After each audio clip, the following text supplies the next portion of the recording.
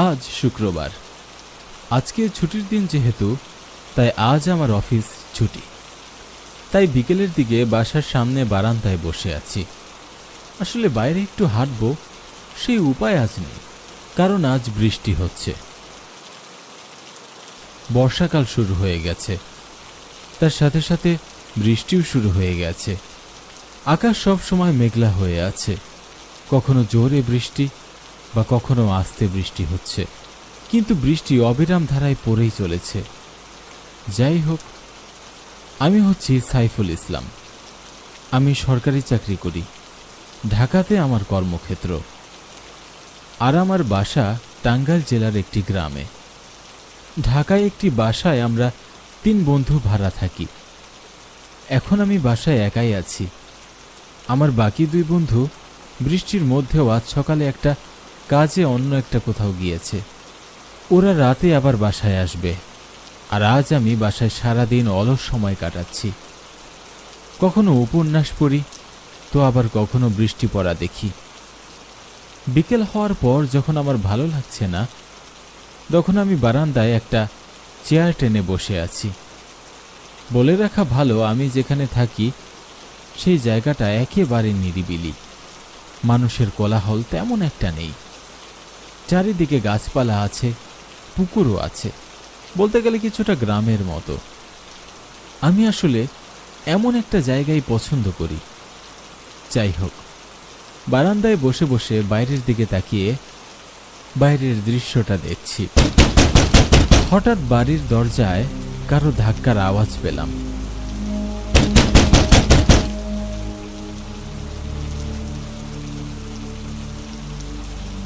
এই বৃষ্টির মধ্যে আবার কে আসলো? আমার বন্ধু তো রাতে আসবে বলেছে, কি জানি আবার এখনই আসলো নাকি।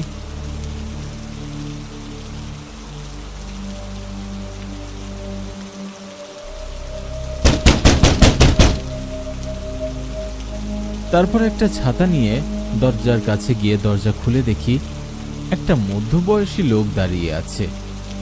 আর লোকটির পুরো শরীরে একটি ময়লা চাদর দিয়ে ঢাকা রয়েছে, শুধু মুখটা দেখা যাচ্ছে। কে আপনি? কি চাই আপনার? সাহেব, আমি মারা গেছি, আমাকে কবর দেওয়ার মানুষ নেই, আপনি কি আমাকে একটু কবর দিতে পারবেন? আপনি কি পাগল নাকি? আপনি মারা গেছেন, আবার আপনি আমার কাছে এসে আপনার কবর দিতে বলছেন? এটা কেমন কথা হলো ভাই? সাহেব, আমি সত্যিই বেঁচে নেই, এটা আমার আসল দেহ নয়। কি বলছো এসব? তাহলে এখন আমার সামনে এটা তুমি দাঁড়িয়ে নেই তো কে দাঁড়িয়ে আছে? আমি এখন একটা আত্মা আপনার সামনে দাঁড়িয়ে আছি সাহেব। আচ্ছা, ধরে নিলাম তুমি আত্মা। তাহলে এটা বলো যে তোমার কবরে মাটি দেওয়ার জন্য আমাকেই অনুরোধ করছো কেন? অন্য কাউকে বলছো না কেন? আর তুমি আত্মা নিজেই কবর খুঁড়ে তোমার মৃতদেহটাকে কবর দিয়ে দিলেই তো হয়। আমি মারা যাওয়ার আগে স্বপ্ন দেখেছি আপনি আমার কবরে মাটি দিবেন, আর আমি নিজে নিজের কবরে মাটি দিতে পারি না, সেই ক্ষমতা আবার নেই সাহেব। স্বপ্নে দেখেছো আমি তোমার কবরে মাটি দিব? আচ্ছা, এটা বলো তো তুমি মারা গেলে কি করে?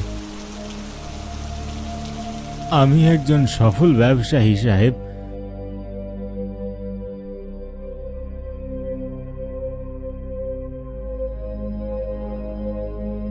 গত রাতে ফল বিক্রি করে আমি বাসায় ফিরছিলাম, তখন 3 জন সন্ত্রাসী আমার পথ আটকিয়ে আমার শ্বাসরোধ করে আমাকে হত্যা করে। আর তারপর আমার টাকাগুলো সব নিয়ে আমাকে একটা কবরস্থানে নিয়ে গিয়ে কবর খুঁড়ে আমাকে সেই কবরের মধ্যে ফেলে দেয়। কিন্তু আমার কবরে তারা মাটি দিতে পারেনি। তারা যেমনি আমায় মাটি দিতে যাবে, তখনই তাদের মুখ থেকে রক্ত বের হয়ে আসে আর তারা মারা যায়। এবং সেই 3 জন সন্ত্রাসী আমার কবরের পাশেই মরে পড়ে আছে। ওই 3 জন সন্ত্রাসীর মুখ থেকে রক্ত বের হয়ে মারা গেল কেন?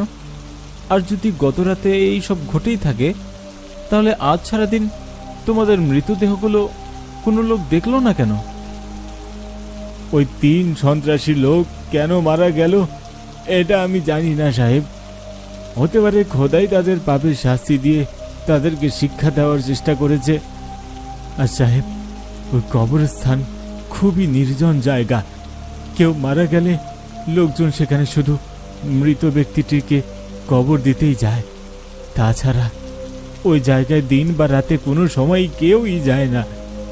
তাই কেউ জানে না যে আমার লাশ সন্ত্রাসীদের কারণে ওখানেই পড়ে আছে। তোমার কথা আমার বিশ্বাস হচ্ছে না। এমনটা তো কখনোই সম্ভব না। তুমি আমার সাথে মজা করছো, তাই না? না সাহেব, মজা নয়।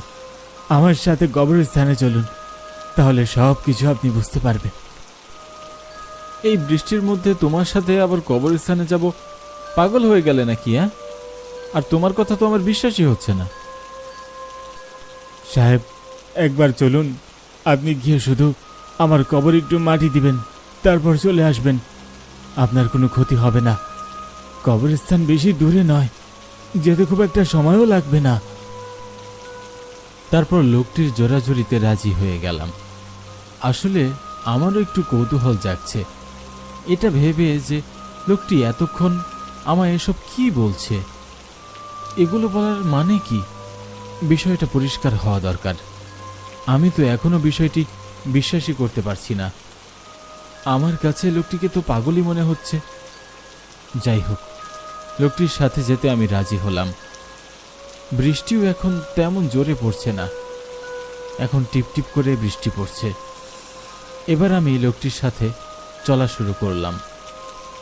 লোকটি সামনে হাঁটছে আর আমি লোকটিকে অনুসরণ করে পিছু পিছু হাঁটছি।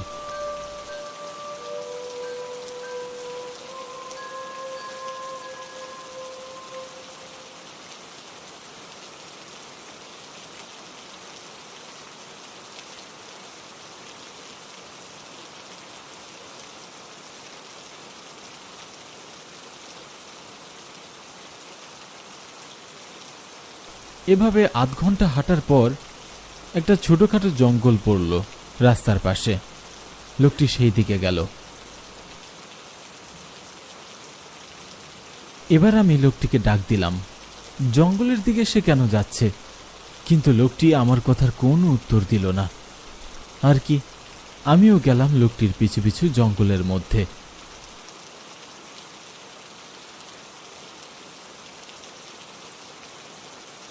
প্রায় সন্ধ্যা হয়ে আসছে। এমন সময় সেই জঙ্গল পার হয়ে একটা কবরস্থানের কাছে আমরা এসে পড়লাম।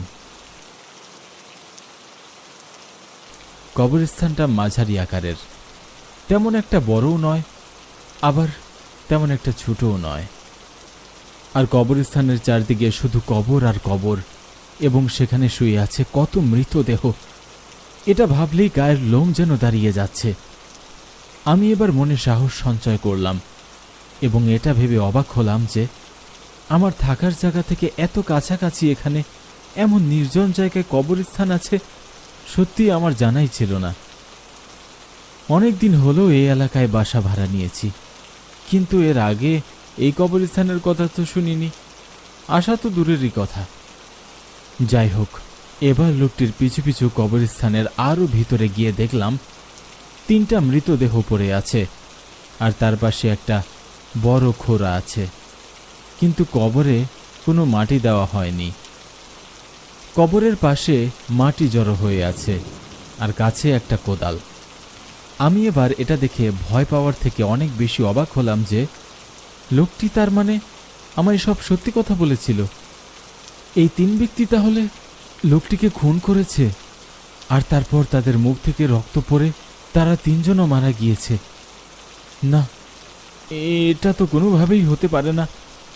এটা কি করে সম্ভব? তারপর সামনে তাকিয়ে দেখি লোকটিকে মাটি দেওয়া হয়নি। সে কবরস্থানের পাশে দাঁড়িয়ে কবরের মধ্যে তাকিয়ে আছে। এবার আমার অনেক কৌতূহল হলো, লোকটি কবরের মধ্যে তাকিয়ে কি দেখছে তা দেখার জন্য আমি এগিয়ে গেলাম। এগিয়ে গিয়ে লোকটির পাশে দাঁড়িয়ে কবরের দিকে তাকিয়ে যা দেখলাম, এতে আমার কৌতূহল যে এভাবে মিটবে আমি কখনো ভাবতেও পারিনি। আমি কবরের দিকে তাকানোর পর দেখলাম যে লোকটির সাথে আমি একটু আগে কথা বললাম, যাকে পাগল ভাবলাম, সে এখন আমার পাশে দাঁড়িয়ে আছে। আর সেই লোকটি কিনা কবরের মধ্যে শুয়ে আছে। লোকটির চোখ একেবারে বন্ধ। লোকটিকে দেখেই বোঝা যাচ্ছে যে প্রাণহীন একটা দেহ কবরে শুয়ে আছে। আর এটা দেখে আমার ভয় হওয়ার থেকে প্রচণ্ড অবাক হলাম। আর আমি যেন বাকরুদ্ধ হয়ে গেলাম। আমার মুখে যেন কোনো কথা নেই। কবরের মধ্যে থাকা ব্যক্তি আর আমার পাশে যে আছে, যার সাথে কিছুক্ষণ আগেও আমি কথা বললাম, তারা দুজন দেখতে হুবহু একই রকম। এটা কি করে হতে পারে? আর আমার পাশে যে আছে, তাহলে সে কে? এবার আমি আমার পাশে দাঁড়িয়ে থাকা সেই লোকটির দিকে তাকালাম। তাকিয়ে দেখি সে নেই, একেবারে উধাও। চারিদিকে তাকিয়ে দেখি লোকটি কোথাও নেই। পুরো কবরস্থানে শুধু আমি একা দাঁড়িয়ে আছি। এবার আমার একটু ভয় ভয় করতে লাগলো। ভয়ে আমি কৌতূহলবশত আবার কবরের মধ্যে তাকালাম। তাকিয়ে দেখি লোকটির মৃতদেহ এবার আমার দিকে চোখ খুলে তাকিয়ে আছে এবং আমাকে বলে, সাহেব, আর দেরি করবেন না, জলদি কোদাল দিয়ে আমাকে কবর দিয়ে দিন।